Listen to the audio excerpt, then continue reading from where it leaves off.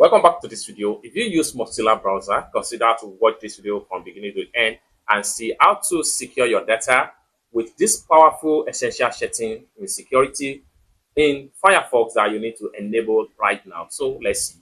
But before we dive into tutorial, if you find this tutorial useful and you are very new to this channel, remember click on that subscribe, turn on the notification bell for more useful tutorial like this. So with that being said, let's get started. All right, so the very first thing you want to do is to simply open up your Mozilla Firefox browser. Having opened up your Mozilla Firefox browser, next thing you need to do is to click on this three slider right here, and this is going to drop down. Then go to settings. Then under the setting, go to privacy and security right here, and it take you right here. Next thing you need to do is to simply scroll down where you have website privacy preferences. Tell websites not to sell or share your data. What you need to do is to make sure you check on this particular box right here. It's as simple as that. With that, you have maximally protect your data, your browsing data, and your information has been fully protected in whatever website you visit.